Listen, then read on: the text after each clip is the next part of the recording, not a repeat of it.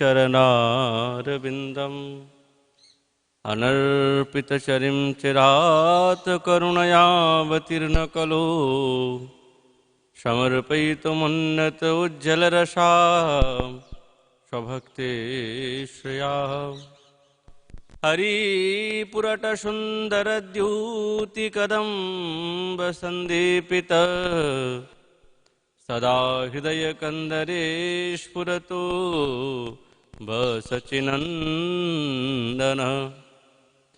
बर्हापीडाभिरामं मृगमदतिलकं कुण्डलाक्रान्तगण्डं कञ्जाक्षं कम्बुकण्ठं स्मितशुभगमुखं स्वाधरे न्यस्तवेणु श्यामं शान्तं त्रिभङ्गं रविकरवशनं भूषितं वैजयन्त्या वन्दे वृन्दावनस्थं युवति शतव्रतं ब्रह्मगोपालवेषं हा कृष्णकरुणा सिन्धु दीनबन्धु जगत्पते गोपेषु गोपिकान्त श्रीराधाकान्त नमस्तुते तप्तकाञ्चन गौराङ्गी श्रीराधे वृन्दावनेश्वरी वृषभानुसुते देवी तं नमामि हरिप्रिये नारायणं नमस्कृतं नरं चैव नरोत्तमं देवीं सरस्वतीं व्यासं ततो जयमुदीरये तुलसी कननं यत्र यत्र पद्मवनानि च पुराणपठनं यत्र तत्र सन्निहितः हरिः जय रूप सनातन भट्ट रघुनाथ श्रीजीव गोपाल भट्टदास रघुनाथ এই ছয় গোসাইয়ের করি চরণ বন্দন যাহা হইতে বিঘ্ন নাশবিষ্ঠ পূরণ বাঞ্ছা কল্পতরুভ্যশ্চ কৃপা সিন্ধুভৈব চ पतितानां पावनेभ्यो वैष्णवेभ्यो नमो नमः दुर्गमे प्रतिमेन्धस्य स्खृदपादगतिर्मुहुः स्वकृपाजष्टिदानेन सन्तसन्तवलम्बनम्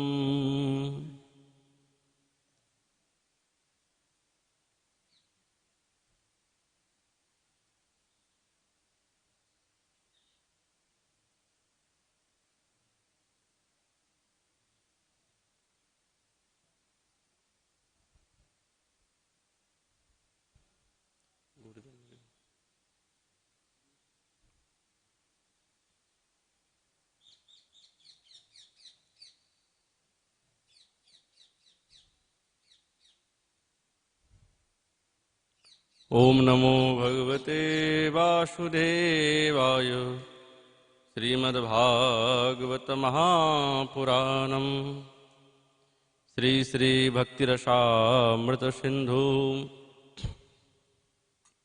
अथ पूर्वभागे प्रथमलहरी श्री भक्ति शुभदत्तम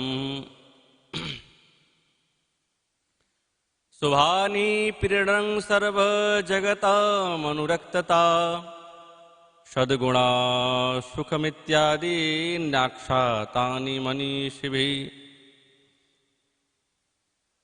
कलियुग पावन अवतार নদিয়া বিহারী লাল, শ্রীকৃষ্ণ চৈতন্য মহাপ্রভু, তার অন্তরঙ্গ প্রিয় পার্ষদ ছিল গৌড়ীয় আচার্যবর্য ছিল রূপ গোস্বামী চরণ, তদীয় ভক্তি রসামৃত সিন্ধু গ্রন্থে তিনি তার সেই দিব্য ভক্তির বর্ণনা করতে করতে তিনি বর্ণনা করছেন শুভদত্তম, এই ভক্তি যে শুভ প্রদান করে, যার হৃদয়ের মধ্যে বিদ্যমান হয়ে যায় তাকে শুভত্ব প্রদান করে, বিশেষ গুণ। এই গুণ অন্যত্র বিদ্যমান থাকে না। শুভ তো অনেক প্রকার আছে,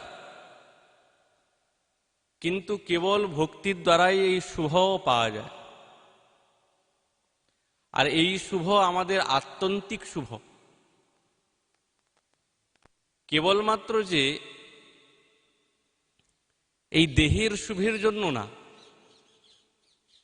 আমাদের এই মনটাকে শুভ করে দেয়। ওই জন্য বলছেন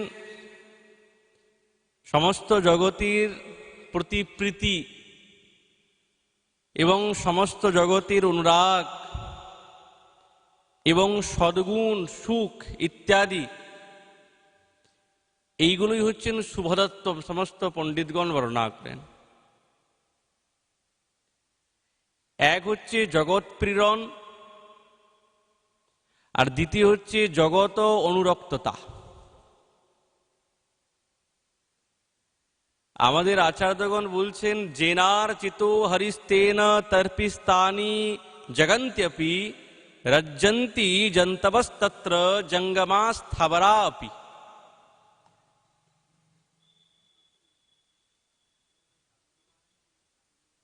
যে ব্যক্তি ভগবানের অর্চনা এবং বন্দনা করেন, মানে নবধা ভক্তি যথার্থ রূপে যাজন করেন, তিনি সমস্ত জগৎকে তৃপ্ত করেন এবং এই জগৎস্থ সমস্ত স্থাবর জঙ্গম তার প্রতি অনুরক্ত হয়ে যায়। এটা কেবলমাত্র ভগবানের ভক্তির দ্বারাই সম্ভব। ভক্তি করছে বলে এই স্থাবর জঙ্গম ইত্যাদি যে কেউ আছে সব তার প্রতি বড় প্রসন্ন হয়ে যায়। কেননা এটি হচ্ছেন বিশেষ নবধা ভক্তির লক্ষণ। ওই জন্য বলছেন যে না অর্চিত, যার দ্বারাই যদি পূজিত হন ভগবান, কাকে পূজা করবে? ভগবানকে। তাহলে এই ভক্তি, উত্তম ভক্তির কতটা শ্রেষ্ঠ লক্ষণ। সবই তার অনুকূল হয়ে যায়, প্রতিকূল আর কেউ থাকে না। প্রথম কথা, যারা ভগবানের সেবা এবং পরিচর্যাতে বিদ্যমান থাকে তাদের মনে কি কোনো ঈর্ষা মাৎসর্য এই ভাব থাকে? না, তাদের কাছে কেউ শত্রু থাকে? সবই তো জগৎ তো মিত্র। কেননা তার হৃদয়টা মহান হয়ে যায়। ভগবানের স্মরণ বা ভগবানের ভজন করতে করতে করতে করতে তার ভাব, তার মানসিক বৃত্তি মহৎ হয়ে যায়। মহৎ মানে বিশাল। তো তার তো কেউ শত্রু থাকেই না, প্রতিকূল থাকেই না, সকলেই তার নিজের হয়ে যায়। এটাই তো বিশেষতা। কিন্তু একটা মনে প্রশ্ন জাগে যে যারা ভগবানের ভজন করবেন, কি ভগবানের ভজন করাটা কি অতই সহজ বিষয়? অর্চনা করা কি অতটাই সহজ বিষয় যে অনায়াসে অর্চনে প্রবৃত্ত হবে জীব? অতটা সহজ বিষয় নয়। এর জন্য কৃপার প্রয়োজন হয়। কেননা কৃপা না হলে সেই সেবা ইত্যাদিতে রুচি জাগে না। কার কাছে উপনীত হলে এই মনের মধ্যে ভাব জাগবে যে আমি গোবিন্দের লীলা কথা শ্রবণ করব, গান করব, সেবাতে নিযুক্ত হব?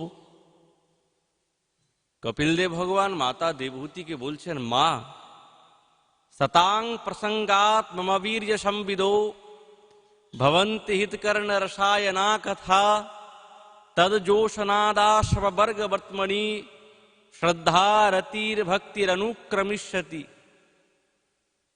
এই যে ভক্তির অনুক্রম, শ্রদ্ধা রতি ভক্তি, কোন ভক্তি? প্রেম ভক্তি। মাতা দেবহূতিকে বলছেন কপিল দেব ভগবান যে সাধু মহাত্মাগণ, সতাম মানে সাধু এবং বৈষ্ণবগণের দ্বারাই যে সাক্ষাৎ ভগবানের দিব্য লীলা কথা বলি, তাদের মুখনিসৃত যে কথা, ওইগুলো শ্রবণ করতে করতে করতে করতে, কেননা সাধক এবং সাধুগণ তাদের হৃদয়ের মধ্যে কেবলমাত্র ভগবানের লীলা চিন্তন চলতে থাকে, অন্য কোনো লীলা চিন্তন করে না। ওই জন্য বলছেন, মা সমস্ত সাধুগণ তাদের সঙ্গ এবং তাদের সেই মুখনিসৃত দিব্য এই হরিকথা, যেই হরিকথা হিতকর্ণ রসায়নঃ, হৃদয়কেও আপ্লাবিত করে, কানটাকেও রসায়িত করে দেয়, সেই যে ভগবানের দিব্য কথা, সেই কথাকে শ্রবণ করতে হবে। আর শ্রবণ করলে ধীরে ধীরে শ্রদ্ধা, রতি এবং প্রেম ভক্তির আবির্ভাব হয়। তাহলে এই যে যেন অর্চিত হরিস্তেন তর্পিতানি জগন্ত্যপি, যখন সে ভগবানের চিন্তন করলো, সমস্ত জীবজগৎ তার অনুকূল হয়ে গেল। ওই তো হবেই, এ তো বিশেষ ভগবানের কৃপা। ভগবানের ভজন এবং ভগবানের ধ্যানের এগুলো শক্তি। আর যদি প্রেম ভক্তির আচরণ বা প্রেম ভক্তি পেতে হয়, তাহলে একমাত্র উপায় হচ্ছেন সাধুসঙ্গ এবং সাধু কৃপা ব্যতিরিক্ত এই প্রেম ভক্তি অন্য কোনো বিষয়ের দ্বারাই লভ্য না। এ কিন্তু ভজনের দ্বারা এই প্রেম ভক্তি পাওয়া যাবে না, এটা কেবলমাত্র সাধুসঙ্গ। কেমন সাধুসঙ্গ? বলছে সৎ সাধুসঙ্গ, সতাম। ওই জন্য প্রথমেই বলেছেন সতাং প্রসঙ্গাত মম বীর্য সম্বিদো, সাধুদের সঙ্গ, তাদের কৃপা লাভ করতে হবে। আর সাধুজনের কৃপা তো আর এমনু এমনু লাভ হয় না, এর দ্বারাই সেবা ধাতু সেব্রি সেবায়াম, সেবার দ্বারা কৃপা লভ্য হয়। কৃপাটা পাওয়া যায় সেবা করে। আর যখন সাধুসঙ্গ এবং কৃপাতে প্রেম লাভ হয়ে যায় না, তখন তার মনের মধ্যে কামনা বাসনার লেশ মাত্রও থাকে না। যখন সনকাদ ঋষিবৃন্দ পৃথু মহারাজের দিব্য সভাতে এসে আত্মজ্ঞান দিচ্ছেন, পৃথু মহারাজ বলছেন, আমার জন্মজন্মান্তের ভাগ্য যে আপনাদের মতন পরম পুরুষের দর্শন পেলাম। এবং তার মনের মধ্যে যে সমস্ত প্রশ্ন ছিল, যেই হৃদয়ের মধ্যে গাঁটগুলো ছিল, তাদের দিব্য এই হরিকথার দ্বারাই পৃথু মহারাজের হৃদয়ে যে সমস্ত সংশয় সব ছেদন হয়ে গেছে। পৃথু মহারাজের প্রতি প্রসন্ন হয়ে বলছেন, বলো তুমি কি চাও? তুমি যা চাইবে তাই দেব। প্রথম মহারাজ বলছেন, প্রভু কি আর চাইব? সত্তম শ্লোক মহদ মুখচ্যুত ভবদ পদাম্ভোজ সুধা কণানিকা। আপনারা হচ্ছেন উত্তম শ্লোক।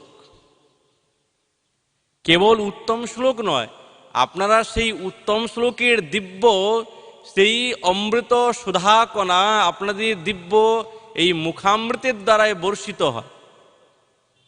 ওই জন্য ভবৎ পদাম্ভোজ সুধা কণানিল স্মৃতিম পুনর্বিস্মৃতি তত্ত্ব তত্ত্বানাম কুয়োগিনাম নো বিতরত্যলম বরৈ শ্রেষ্ঠৈ।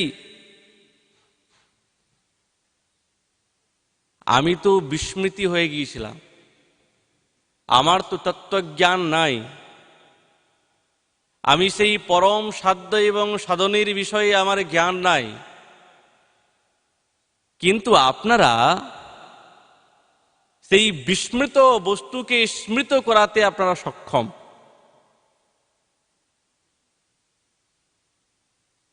আমার তো অন্য কোনো বরই চাই না। সেই মহতের মুখ থেকে নির্গত হচ্ছে সাক্ষাৎ ভগবানের দিব্য লীলা কথা। এই কথা শুনে আর কি মনের মধ্যে কোনো রকমের কামনা বাসনা থাকে? আমার তো অন্য কোনো কামনা নাই। আপনার কথা শ্রবণ করে সাক্ষাৎ ভগবানের পাদপদ্মে নিজেকে ন্যছাবর করতে ইচ্ছা জাগ্রত হয়েছে, যাতে সবকিছু ভগবানের চরণে অর্পণ করে দেই। আপনাদের কৃপাতে সাক্ষাৎ সেই ভগবানের দিব্য মাধুর্যের ভাব আমার হৃদয়ে জাগ্রত হয়েছে।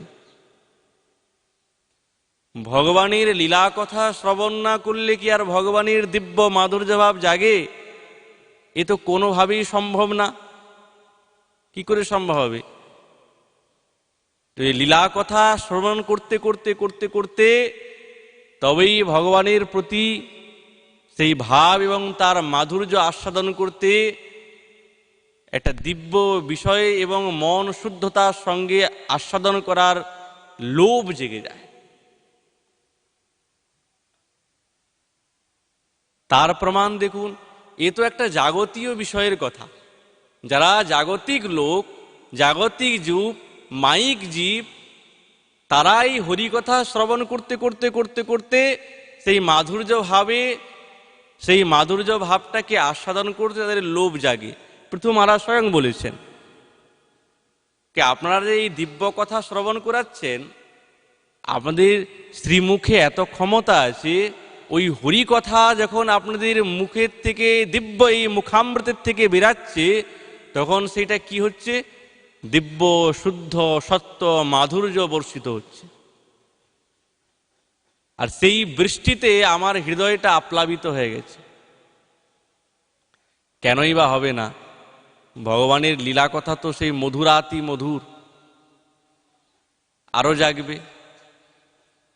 সাক্ষাৎ ভগবান তার নিজের লীলা কথা শ্রবণ করে তিনি একবারে উদ্ভট হয়ে গেছেন, তিনি একবারে উন্মাদ দশাকে প্রাপ্ত হয়েছেন, প্রেমে পাগল হয়ে যাচ্ছেন। সাক্ষাৎ শ্রীকৃষ্ণ চৈতন্য মহাপ্রভু তিনি সেই গোবিন্দের লীলা কথা শ্রবণ করে, গোবিন্দের লীলা তো নিজেরই লীলা। মধুরম মধুরম বপুরাস্য বিভো মধুরম মধুরং বদনং মধুরম মধুগন্ধি মৃদুস্মিত মেদ দেহো মধুরম মধুরম মধুরম মধুরম। যার এই দিব্য অঙ্গ মধুর, যার দিব্য এই মুখমণ্ডল আস্য, সেটাও মধুর। যার সমস্ত বদন কমল মধুর, যার মৃদু মৃদু মন্দ মন্দ হাসিও দিব্য মধুর, যার এই দেহটাও দিব্য মধুর। মহারাজ আগেও তো বদন বলছেন, আগেও আস্য বলছেন, কতবার মধুর বলবেন? বলছে বলতে বলতে বলতে বলতে যেন আর কোনো কুল পাচ্ছি না, আরো যাতে মধুর মধুর বলি। মধুরম মধুরম মধুরম মধুরম। মহাপ্রভু সিদ্ধান্তে প্রবীণ রসতত্ত্বের সার স্বরূপ ছিল সনাতন গোস্বামীপাদকে বলছেন, সনাতন কৃষ্ণের মাধুর্য অমৃতের সিন্ধু, গোবিন্দের সাক্ষাৎ গোবিন্দ হচ্ছেন মাধুর্যের অমৃত সিন্ধু, সাগর। সাগরের যেহেতু কোনো কূল নাই, কেবলমাত্র আদি আছে, অন্ত আর নাই। সাগরের আদি আছে, আমরা দেখছি এইখান থেকে আরম্ভ হচ্ছে সাগর, কিন্তু অন্ত কোথায়? অন্ত নাই। সেরকম সাক্ষাৎ গোবিন্দের গোবিন্দ হচ্ছেন এমন মাধুর্য, আদি আছে, অন্ত নাই। যখনই কোনো সাধু মহাত্মার দিব্য মহজ্জনের মুখনিসৃত সেই গোবিন্দের দিব্য মাধুর্য কথা শ্রবণ করলো, এই আদি হলো, প্রবেশ করে গেল। যখন প্রবেশ করলো আর অন্ত নাই। এখন তো ডুবে গেছে, আর কি অন্ত? সাগরের তো অন্ত নাই, মাধুর্য অমৃতের সিন্ধু। মহাপ্রভু বলছেন, সনাতন কৃষ্ণ মাধুর্য অমৃতের সিন্ধু, আর মোর মন সান্নিপাতি সব পিতে করে অতি। কোথাও আতিও আছে, কোথাও আরতিও আছে। সান্নিপাতি রোগ হলে যেরকম জলের পিপাসা খুব জাগে, আর জল দিলেই যেন তার তৃষ্ণা নিবৃত্তি হবে না, বিপদ। মহাপ্রভু বলছেন, আমার যেন মনটা সান্নিপাতি রোগে গ্রস্ত হয়ে গেছে, মনে হচ্ছে সম্পূর্ণ পান করে নেই এই অমৃত সিন্ধুকে। এই মাধুর্যামৃত সিন্ধুকে সব পান করে নেই, কিন্তু দুর্দৈব বৈদ্য না দেয় এক বিন্দু। মহারাজ, বৈদ্য বলছে এক বিন্দু জল দেওয়া যাবে না, কিন্তু এই রোগ বড় ভয়ানক। সান্নিপাতি রোগ হয়ে গেছে, এক ফোঁটাও জল দেওয়া যাবে না, জল দিলেই মৃত্যু। মহাপ্রভু বলছেন, কি করব? আমার মনের মধ্যে সান্নিপাতি রোগ হয়েছে। কিন্তু এই যে কৃষ্ণের দিব্য মাধুর্য স্বরূপ, এই যে সাগর, আমার মনে হচ্ছে যে সম্পূর্ণ এই অমৃতের সাগরটা পান করে নেই, কিন্তু এই বৈদ্য আমাকে পান করতে দিচ্ছে না। খবরদার, এক বিন্দু দিচ্ছে না।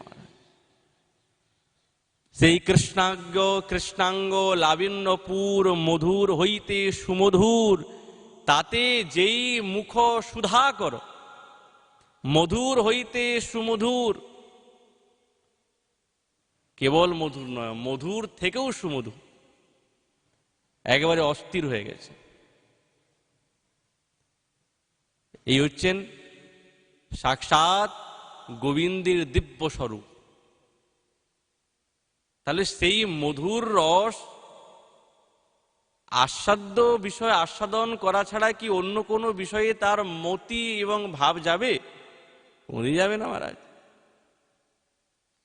ওই জন্য পৃথু মহারাজ বলছেন, আপনি যে মাধুর্যের কথা বললেন, এছাড়া কি আর আমার মনের মধ্যে অন্য কামনা আছে? আর আমি কিছুই চাই না।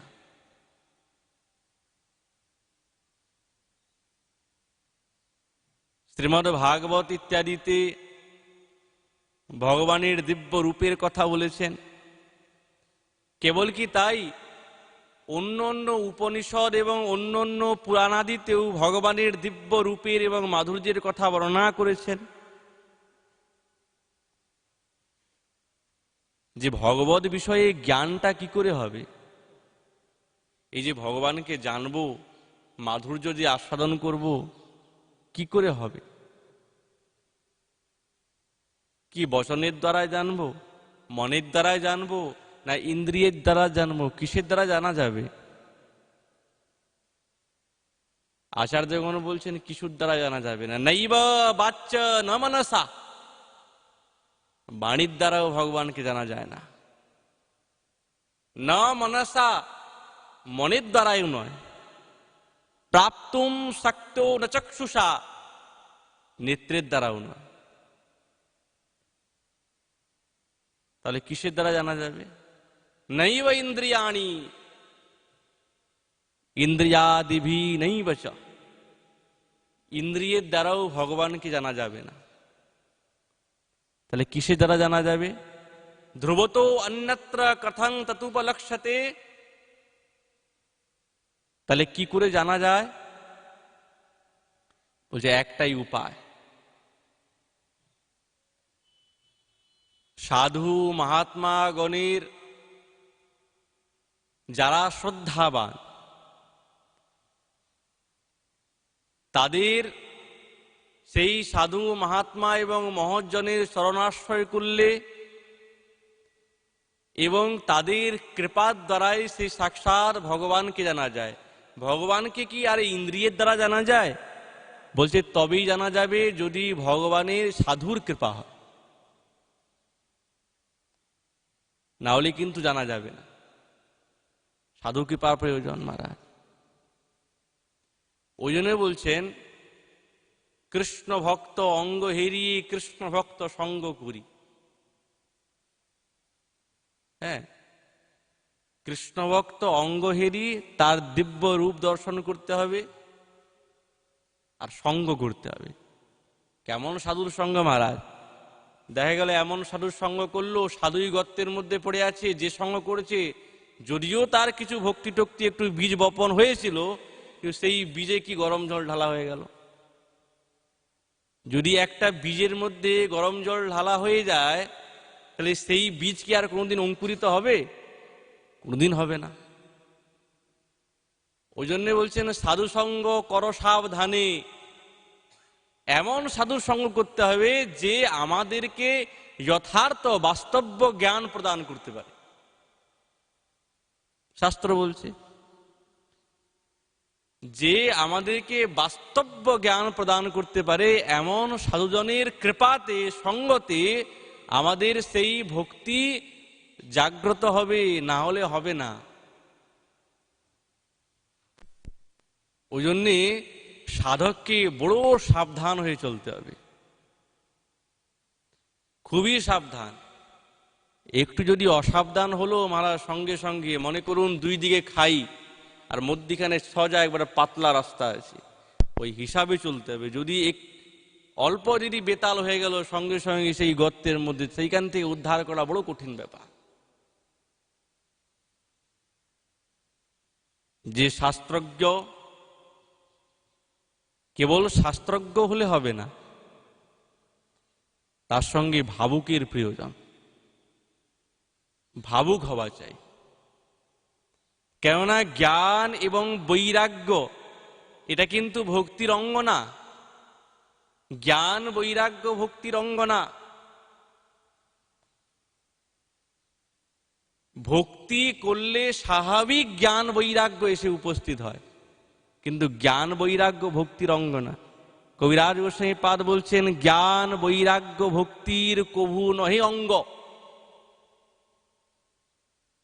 শ্রীকৃষ্ণদাস কবিরাজ গোস্বামী পাদ বলছেন যম নিয়মাদি বলে কৃষ্ণ ভক্ত সঙ্গ। ওই জন্য বলছেন যে জ্ঞান এবং বৈরাগ্য এ তো প্রয়োজন, কিন্তু এই জ্ঞান এবং বৈরাগ্য যদি শুদ্ধ এবং সত্যতে বিদ্যমান থাকে তবেই সম্ভব। আর এমন সাধুজনের কৃপাতে তবেই তার ভগবত দর্শন এবং ভগবত মাধুর্য অনুভূত হয়, না হলে কিন্তু সম্ভব হয় না।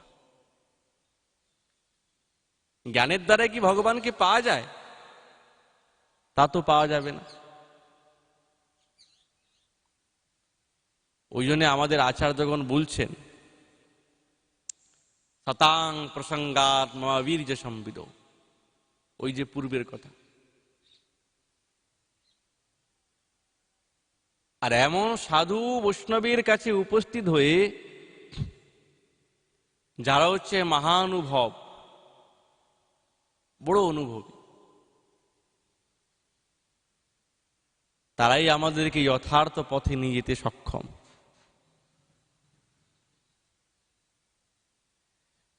ওই জন্য বলছেন আস্তিক যারা ভগবত চরণে আস্তিক প্রবৃত্ত আছে এমন শ্রদ্ধাবান মহাপুরুষের নিকটেই যাওয়া উচিত। সেই আমাদেরকে পার করতে পারবে। ওই জন্য শঙ্করাচার্য বলছেন, তস্মার অস্তি ইতি ব্রবত অস্তিত্বম বাদিনম আগমনার্থানুসারম শ্রদ্ধাবান কথম তদ ব্রহ্ম উপলভ্যতে ইতি ন কিঞ্চনো অপি লভ্যতে কেবল শ্রদ্ধাবানেনৈব লভ্যতে। শঙ্করাচার্য বলছেন, যে শ্রদ্ধাবান সাধু না, দৃঢ় শ্রদ্ধাবান, বলে এক করে এক হবে না, দৃঢ় শ্রদ্ধাবান, তার নিকটে গিয়ে উপস্থিত হতে হবে মহারাজ। আর সেই আমাদেরকে শিখিয়ে দেবেন কেমন ভাবে ভগবানের চরণে আত্মনিবেদন করতে হয়। আর ওই ভক্তি এবং ওই নিষ্ঠার দ্বারাই ভগবান প্রসন্ন হয় এবং ভগবানের মাধুর্য অনুভূতি হবে। মাধুর্যটা অনেক উচ্চের কথা। আগে তো ধীরে ধীরে শ্রদ্ধাই আসুক। আমাদের মাদৃশ্য জীবের তো শ্রদ্ধাই আসে নাই। মাধুর্য তো অনেক দূরের কথা, আগে তো শ্রদ্ধাই আসে না। আদৌ শ্রদ্ধা, সর্বপ্রথম শ্রদ্ধার কথা বলেছেন। যে সমস্ত ভজনের অঙ্গ, এই অঙ্গ তো শ্রদ্ধা সহকারে করতে হবে, না করলে মাধুর্য পরিপাটি হবে কি করে? এই দিকে শ্রদ্ধা আসে নাই গুরু বৈষ্ণবেতে, বৈষ্ণবকে দেখলে মাথা নত হয় না, আর মাধুর্য লীলার আস্বাদন কি তার দ্বারাই হবে? মহারাজ, হৃদয়ে যদি কোনো এক অংশে কপটতা থাকে, তার তো ভক্তি হবে না। এই কপটতা হচ্ছেন, শাস্ত্রে বলছেন, ঊষর ভূমি, বালুকা ভূমি, যেই ভূমিতে কোনো বীজ বপন করলে অঙ্কুরিত হয় না। রেগিস্তানের ভূমিতে যদি ধান ছড়িয়ে দেন, কি ধানগুলো গজাবে? গম ছড়িয়ে দিলে কি গমগুলো গজিয়ে যাবে? কোনোদিন গজাবে না। ওই জন্যে এই দেহের মধ্যে, এই মনের মধ্যে যদি এই কপটতা বিদ্যমান থাকে, মদমাশ্চর্য অহংকার অবিদ্যা বিদ্যমান থাকে, সেইখানে এই ভক্তির বীজ যতই বপন করা হোক, কিছুতেই অঙ্কুরিত হবে না মহারাজ। আর প্রেম ভক্তি তো অনেক দূরের কথা। যেই বিষয়ে অনুসন্ধান দিচ্ছেন আমাদের আচার্যগণ, ও তো অনেক দূরের কথা। আগে তো হৃদয় থেকে আমরা আমাদের কপটতাকে দূর করে দেই, তবেই তো সম্ভব হবে মহারাজ। তার জন্য চাই সেবা। সেবার পরিপাটি দেখে শ্রেষ্ঠ সাধু মহাত্মা গণের কৃপা হবে, এবং সেই কৃপাতেই দিব্য মাধুর্য রসের আস্বাদনের পথিক আমরা হব। না হলে কিন্তু অত সম্ভব না, অত সহজ বিষয় না। মহতের কৃপা দরকার। ভগবান নয়ন দিয়েছেন, চোখ দিয়েছেন, এই চোখের দ্বারায় কি করব? ভগবানের দিব্য রূপ দর্শন করব। পঞ্চ কর্মেন্দ্রিয়, পঞ্চ জ্ঞানেন্দ্রিয়, একটি মন, একাদশ ইন্দ্রিয় ভগবানের সেবাতে নিযুক্ত করতে থাকতে হবে। আর ভগবানের সেবাতে কি করে নিযুক্ত হবে? কে নিযুক্ত করাবে? আমাদের কি যোগ্যতা আছে যে আমরা আমাদের ইন্দ্রিয়কে, এই অসৎ ইন্দ্রিয়কে ভগবত চরণে নিযুক্ত করব? অত সহজ বিষয় নয়। যদি সহজ বিষয় হতো, তাহলে বৃত্তাসুর তিনি বলতেন না, ভবিতাস্মি দাসানুদাস ভূয়, আমি আপনার দাসানুদাস হতে চাই, আপনার দাস হওয়ার ক্ষমতা নাই আমার। যে সাক্ষাৎ ভগবানের দিব্য রূপ দর্শন করছেন, সেই রকম মুক্তি। আমরা আমাদের এই অসৎ ইন্দ্রিয়, আমাদের ইন্দ্রিয়গুলি আমাদের বশীভূত নয়। আর আমরা এই অনায়াসে ভগবানের রূপ গুণ লীলাদি শ্রবণে কর্ণেন্দ্রিয়, দর্শনেন্দ্রিয়, তার কথা বদনে জিহ্বান্দ্রিয়, বাগেন্দ্রিয়, মালা গ্রন্থ নৈবেদ্যাদি তৈরিতে এই হস্তেন্দ্রিয়, প্রদক্ষিণ ইত্যাদিতে এই পাদুকান্দ্রিয়, এইগুলোকে আমরা যুক্ত করতে পারবো? যদিও পারি, নৈষ্ঠিকীভাবে পারবো না। কেন করে না? অনেকেই তো করে, গিরিরাজ পরিক্রমা দিচ্ছে, রাধাকুণ্ড পরিক্রমা দিচ্ছে, মহারাজ একটাতে নয় 101টা দিতে হবে। আরে মহারাজ 101টা দেই আর এক দেই, কিন্তু মনের মধ্যে শুদ্ধতা থাকা চাই, প্রেম থাকা চাই। ভগবান প্রেমের ভিখারি, নিয়মের ভিখারি না। ভগবান নিয়ম চায় নাকি? ঠাকুর চায় প্রেমটা কতটুকু আছে। প্রেমে ভিখারি, নিয়ম চাই না। আর নিজের লোককে, ঠাকুর তো আমাদের, ভগবান তো আমাদের, আমার নিজের। নিজের বস্তুকে পেতে গেলে কি কোনো নিয়ম নিষ্ঠার প্রয়োজন থাকে? বলছে নিয়ম নিষ্ঠা তো দরকার, কিন্তু এই যে ভজনের যথার্থতাকে প্রাপ্ত করার যে বিশেষ নিয়ম একটা, ওই নিয়মের, ওই জন্য বলছেন যম নিয়মাদি বর্জিত। তিল রূপ গোস্বামী পাদ বলছেন কি যম নিয়মাদি বর্জিত। এইগুলো দরকার নেই। কেন? আপন বস্তু তো আমার, আমি তোমার, তুমি আমার, এই ভক্তির সহজ এবং সরল লক্ষণ। আমি তোমার, তুমি আমার, এছাড়া আমি আর কিছু জানি না। কিন্তু এই ভাবটা আসবে কখন? যখন সাধু কৃপা হবে। সাধু কৃপা হলেই হয়ে যাবে? বলছে হ্যাঁ মহারাজ হবে। প্রমাণ কি? তার প্রমাণ দেখুন, ধনুর্দাস কত বড় বিখ্যাত প্রমাণ। ধনুর্দাস দক্ষিণ ভারতে বিশাল ধনাঢ্য ব্যক্তি, মল্লযোদ্ধা, হৃষ্টপুষ্ট মারা, টাকা পয়সার কোনো অভাব নেই।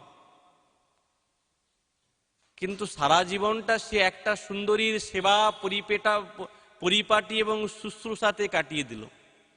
হ্যাঁ, সুন্দরীকে ঘোড়ার পিঠে বসিয়েছেন, আর নিজে এত ধনাঢ্য ব্যক্তি হওয়া সত্ত্বেও হাতের মধ্যে রৌদ্র নিবারের জন্য ছাতা ধরেছেন। এখন কেউ কিছু বলতেও পারে না। দিব্য সুন্দরী, তার প্রতি আকৃষ্ট হয়ে তার সেবাতে লাগিয়ে দিয়েছেন নিজের দেহটাকে, সমস্ত ইন্দ্রিয়। চোখ আছে, কিন্তু চোখের দ্বারা কি দেখছে? ভগবানের দিব্য রূপ দেখছে না, ওই দিব্য সুন্দরী রূপ দেখছে। বাহ বাহ বাহ, কি সুন্দর তুমি শৃঙ্গার করলে হে, কেমন তোমার কদনি, কেমন তোমার নথনি, কেমন তোমার সেই কেশবিন্যাস, কেমন তোমার সেই নয়ন দুইটি। এই দিব্য, সেই এই মাইক বস্তুর, এই সাধারণ বস্তু, যেই বস্তু দেখে তার জীবনটা কাটিয়ে দিচ্ছে।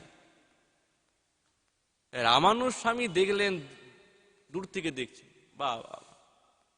শিষ্যকে যে কে বলো তো? বলছে গুরুদেব, এখানেই থাকে, বড় ধনাঢ্য ব্যক্তি। রামানুজ স্বামী মনে মনে ভাবছে, আহারে, এই জীবনটা দেখো, এই যুবতীর পরিপাটি সেবাতে, শুশ্রূষাতে কাটিয়ে দিচ্ছে। যদি এই দেহটা ভগবানের চরণে লাগাতে পারতো, তাহলে জীবনটা এর উদ্ধার হয়ে যেত। এই যে বললেন, এই যে দৃষ্টি তার প্রতি পড়ে গেল, সঙ্গে সঙ্গে তাকে দেখে বলছেন, শোনো, তুমি তো তোমার জীবনটাই সুন্দরীর প্রতি কাটিয়ে দিচ্ছ, কেন গো বলো তো? বলছে মহারাজ, এই সুন্দরী হচ্ছে সবার থেকে শ্রেষ্ঠ দিব্য, তাই জন্য এর সেবা এবং শুশ্রূষাতে আমি আমার জীবনটা কাটিয়ে দিচ্ছি। ওই জন্য আমার সর্বস্ব এর কাছে অর্পণ করে দিলাম। স্বামীজি বলছেন, আচ্ছা, তোমাকে যদি এর থেকে শ্রেষ্ঠ বস্তু দর্শন করাই, তাহলে যদি আমাকে এই দিব্য রূপবতীর থেকে শ্রেষ্ঠ রূপ আপনি দর্শন করাতে পারেন, তাহলে এই সুন্দরীর দাসত্বকে ত্যাগ করে আমি তার দাসত্ব হয়ে যাব। তাই নাকি? বলছে হ্যাঁ, চলো দেখাচ্ছি তোমাকে, ত্রিলোক সুন্দরকে দেখাচ্ছি। এসে উপস্থিত হয়েছেন রঙ্গনাথজির মন্দিরে। দিব্য যুগল সরকার বিদ্যমান আছেন, দিব্য শৃঙ্গার পূজারী মহারাজ করেছেন। এই দেখো কি সুন্দর শৃঙ্গার, দেখছো তো? ধনুর্দাসের মনের মধ্যে সারা জীবনের কামনা বাসনা, মাৎসর্য এবং তার যে এই মন এতদিন এতদিন কামনা বাসনার আগুনেতে জ্বলে জ্বলে জ্বলে জ্বলে কয়লা হয়ে গেছে, কালা। রামানুজ স্বামী বলছেন, ঠাকুরও দর্শন করলো, বলছে কি আপনি আর নতুন কি বলছেন, এই তো সেই ডেলি প্রত্যেকদিন দর্শন করি তো, ওই তো একই রকম দাঁড়িয়ে আছেন, কি আছে বিশেষ, কি আছে? আমার মন তো এত রকম আকৃষ্ট হলো না। দর্শন করছে কিন্তু শ্রেষ্ঠ বস্তু, অপ্রাকৃত বস্তু, হ্যাঁ, চিন্ময় স্বরূপকে দর্শন করছে। কিন্তু দর্শন করলে হবে কি? মনের মধ্যে ঘোর বাসনা কামনা বিদ্যমান আছে। ওই জন্য এই অপ্রপঞ্চ এবং অমায়িক বস্তু থাকা সত্ত্বেও তার মনের মধ্যে ওই মায়ারূপী আবরণ ঢাকা দিয়ে দিচ্ছে। সঙ্গে সঙ্গে রামানুজ স্বামী হাতটা ধরে বলছেন, দেখো, অয়ম ধনুর্দাস রামাধিনাথম শ্রীরঙ্গনাথ। এই দেখো কি সুন্দর দাঁড়িয়ে আছেন সামনে। যখন হাতটা ধরেছেন এবং তার সেই মুখনিঃসৃত মন্দ মন্দ মন্দ মন্দ মধুর বিকরিত সেই ভগবানের দিব্য লীলা কথা যখন বর্ণনা করছেন, এই দেখো ত্রিলোক সুন্দর রমানাথ জগতাম অধীশ্বর, ইনি হচ্ছেন জগতের অধীশ্বর। দেখো কি সুন্দর টানা টানা চোখ, কুঞ্চিত কেশ। সঙ্গে সঙ্গে তার মনের কালিমা দূর হয়ে গেল। এখন যখন সেই কৃপা লভ্য হয়ে দিব্য এই অমায়িক বস্তুকে দর্শন করছেন, তখন তিনি সেই তার দিব্য ভাব এসে উপস্থিত হচ্ছে। চোখে ছলছল, নেত্রে জল, অস্থির হয়ে গেছে, কাঁপছে, বিকার এসে গেল, প্রেম হয়ে গেল। কি করে হলো? ওই যে রামানুজ স্বামীর স্পর্শ মাত্রেতে, তার মুখনিঃসৃত বাণীতে, ওই জন্য বলছেন শতাং প্রসঙ্গাৎ মম বীর্য সম্বিদ। হ্যাঁ, তাহলে শতাং প্রসঙ্গাৎ, উনাদের সঙ্গ এবং উনাদের মুখনিঃসৃত বাণী শ্রবণ করলে প্রেম হবে না, এ কি হতে পারে? হিতকরণ রসায়না কথা, হৃদয়টা রসায়িত হয়ে যাবে, কানটা রসায়িত হয়ে যাবে। যেরকম ধনুর্দাস এত বড় বিষয়ী, এত বড় তার মন সেই সুন্দরীর প্রতি আসক্ত, কিন্তু সে যখন এই রামানুজ স্বামীর কৃপাপাত্র হয়ে গেলেন, তখন তিনি সামনে দেখছেন মন্দিরে দিব্য মাধুর্য মণ্ডিত যুগল সরকার দাঁড়িয়ে আছেন।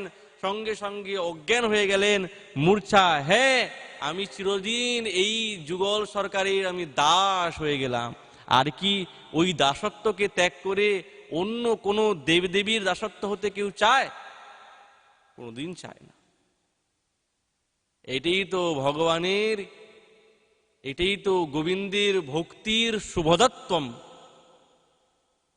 ওই জন্য বলছেন কি শুভদত্তম, এটাই শুভ। আগে কোথায় ছিল আর এখন তিনি কোথায় এসে গেছেন? আগে সে অভক্ত ছিল, কিন্তু ভগবানের ভক্তিতে তার এই অভক্তরূপী বিষয়কে নষ্ট করে তার হৃদয়ে শুভত্বকে এনে উপস্থিত করল। ওই জন্য শ্রী রূপ গোস্বামী পাদ তিনি সেই উত্তমা ভক্তির প্রসঙ্গে এই শুভদত্তং প্রসঙ্গ বর্ণনা করছেন। এরপরে যে রকম বর্ণনা করবেন শ্রী রূপ গোস্বামী চরণ, সেরকম আগামীকাল এই বিষয়ে আবার আলোচনা হবে। এই বলে আমাদের এখানেই ভাগবতী কথা বিশ্রাম। মহাপুরুষ কৃপা হলে আগামীকাল আবার এই বিষয়ে আলোচনা হবে। নিতাই গৌর হরি বল।